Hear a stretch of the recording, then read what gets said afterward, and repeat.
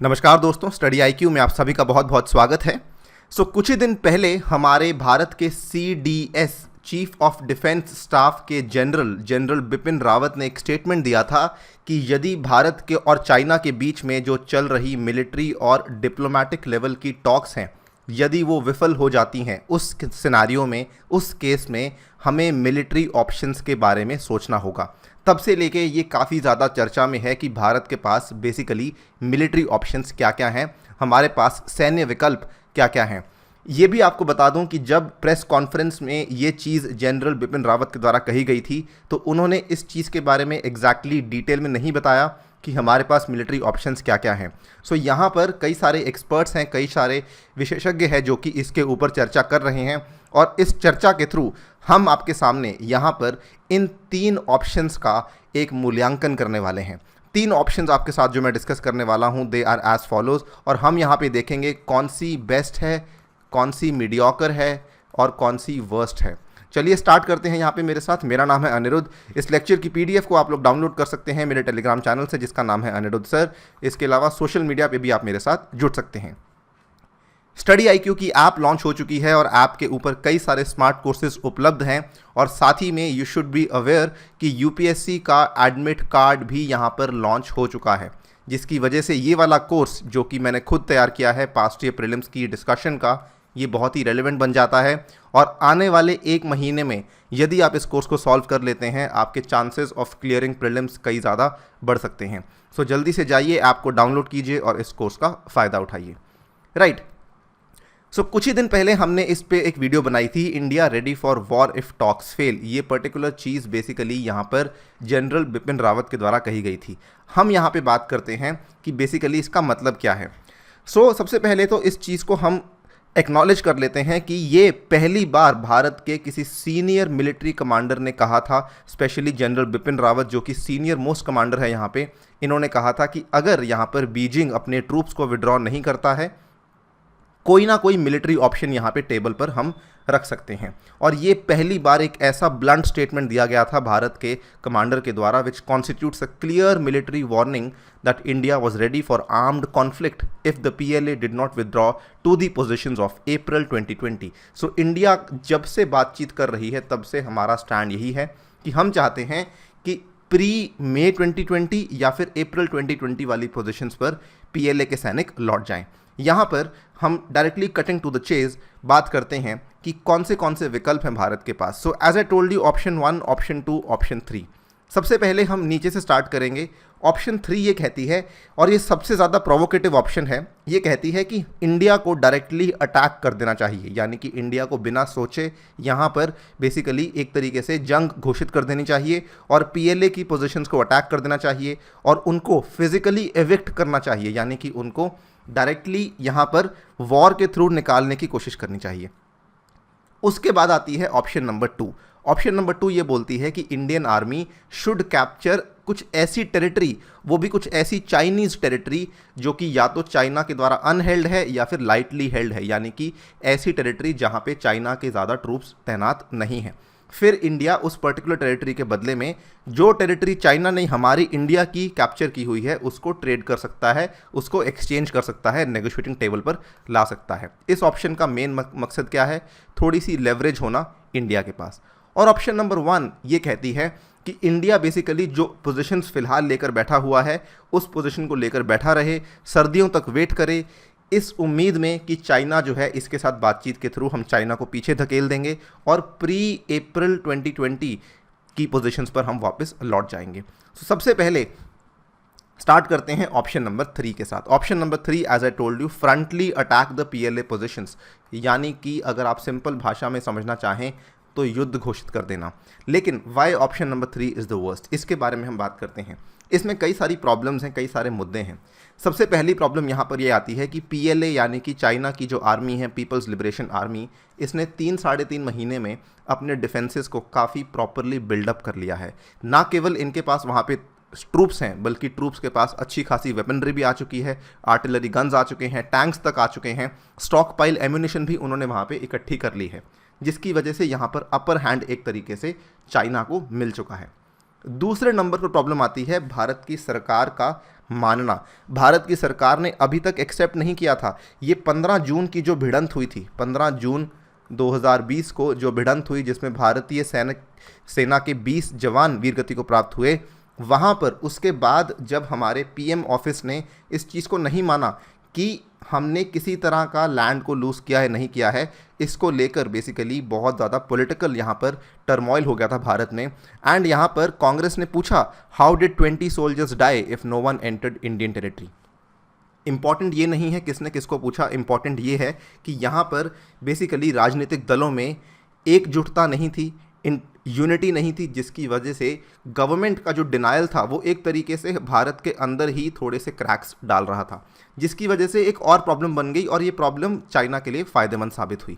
यहाँ पर तीसरे नंबर पर प्रॉब्लम आती है कि क्योंकि ये LAC का जो इलाका है, आपको मालूम होगा अभी तक कई सारे वीडियोज़ में इसको हमने बताया है कि यहाँ पर जो मैप है वो क्लियरली डिलिनेटेड नहीं है। बिकॉज मैप क्लियरली डिलिनेटेड नहीं है, इस केस में मान लीजिए कल को इंडिया जाके एक एक्ट ऑफ वॉर करता है, उस केस में यहाँ पर बीजिंग को बहाना मिल जाएगा ये बोलने के लिए कि इंडिया अग्रेसर है, अब तो हम भी ऑल आउट वॉर करेंगे। सेकेंड प्रॉब्लम इसी के साथ जुड़ी हुई प्रॉब्लम आती है, वो ये है कि इन केस मान लीजिए यहाँ पे बीजिंग के साथ इंडिया वॉर में घुस जाता है, इट इज़ हाईली पॉसिबल कि दूसरी तरफ से पाकिस्तान भी जो है वो अटैक कर सकता है LOC की तरफ से, और वो इंसर्जेंसी इन कश्मीर को भी किसी ना किसी तरीके से बढ़ावा दे सकता है, जो कि भारत के लिए काफ़ी बड़ी प्रॉब्लम हो सकती है।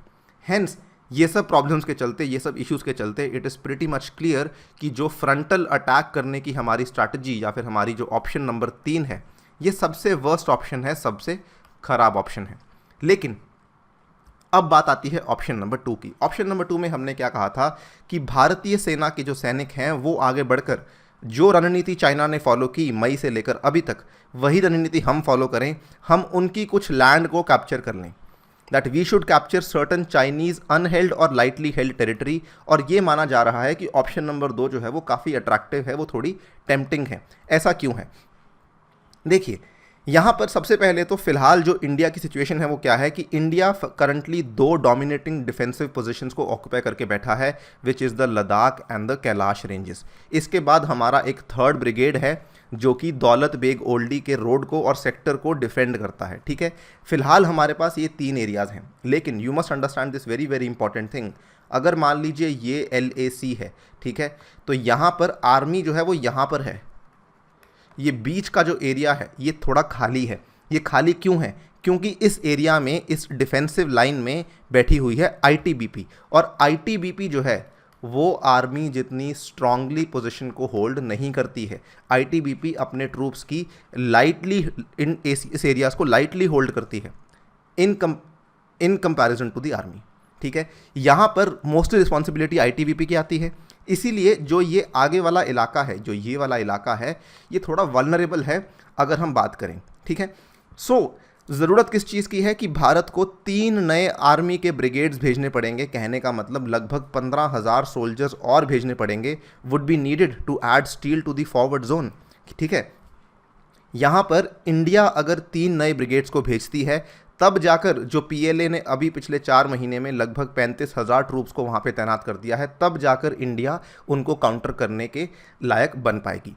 And to create a real threat of an Indian offensive into the Aksai Chin against the strategic Tibet Xinjiang G219 highway. ठीक है, अब सेकेंड ऑप्शन में एक और अच्छी चीज़ आती है कि यहाँ पर इतिहास हमारे साथ है। 2013 में इंडिया ने सेम चीज़ की थी। 2013 में अगर आपको याद होगा, चाइना ने डेप्सांग प्लेन्स में इंट्रूजन करने की कोशिश की, यहाँ पे घुसपैठ करने की कोशिश की थी। बदले में इंडिया ने क्या किया? इंडिया ने चुमार के सेक्टर में जाके थोड़ी सी घुसपैठ करी। जैसे ही इंडिया ने करा, सो इंडिया इस चीज़ को ट्रेड कर पाई। इंडिया ने लैंड का व्यापार कर लिया कि अगर आप हमारी लैंड से वापस नहीं जाएंगे तो हम भी आपकी लैंड से वापस नहीं जाएंगे, जिसके बदले में चाइना को यहाँ पे वापस जाना ही पड़ा। सो इतिहास हमारे साथ ज़रूर है, लेकिन फिर भी ये सेकंड ऑप्शन जो है पोटेंशियली अट्रैक्टिव तो ज़रूर है, लेकिन इसमें एक बहुत बड़ा क्लॉज है। वो क्या है? मैंने आपको बताया कि भारत को यहाँ पर एडिशनल डिप्लॉयमेंट करनी होगी 3 ब्रिगेड्स की, यानी कि हर ब्रिगेड में अगर हम मान लेते हैं कि 5,000 सोल्जर्स हैं, 15,000 सोल्जर्स भेजने होंगे। इसका मतलब क्या है कि हमें कुछ स्पेशल फोर्सेस भेजनी होंगी, कुछ पैरा कमांडोज भेजने होंगे और कुछ हाई एल्टीट्यूड स्काउट्स भेजने होंगे। हाई एल्टीट्यूड स्काउट्स में कौन आते हैं? लद्दाख स्काउट्स, जिसके भारत के पास 5 बटालियंस हैं, ठीक है। सो यहाँ पर हमें बहुत ज़्यादा डिप्लॉयमेंट करनी पड़ेगी, ये एक प्रॉब्लम ज़रूर आती है। But we can not deny the fact कि सेकंड ऑप्शन काफ़ी पोटेंशियली अट्रैक्टिव है और यहाँ पे कई सारे ऐसे एक्सपर्ट्स हैं जो कि इसके फेवर में हैं। बट अल्टीमेटली हम बात करते हैं कि कौन सी ऑप्शन सबसे लाइकली ऑप्शन है, विच इज़ द ऑप्शन जो कि सरकार मोस्टली फॉलो करने वाली है, और वो है option number 3, that is freezing of the status quo with troops from both sides remaining deployed throughout the winter. यहाँ पर कई बार ये बात हुई है कि शायद यहाँ पर जो ट्रूप्स हैं वो सर्दियों तक भी यहाँ पर डिप्लॉयड रहेंगे और बातचीत के थ्रू ही हम इस चीज़ को रिजॉल्व करने की कोशिश करेंगे। लेकिन इसमें भी एक प्रॉब्लम आती है, इवन दो ये मोस्ट लाइकली ऑप्शन है, लेकिन इसमें एक बहुत बड़ी प्रॉब्लम ये आती है कि यहाँ पर इस पर्टिकुलर ऑप्शन में चाइना को बहुत ज़्यादा फ़ायदा होगा in comparison to India. China को फ़ायदा क्यों होगा? क्योंकि चाइना वहाँ पे ऑलरेडी कई सारे ट्रूप्स को भेज चुकी है, भारत को अभी ट्रूप्स को भेजना पड़ेगा।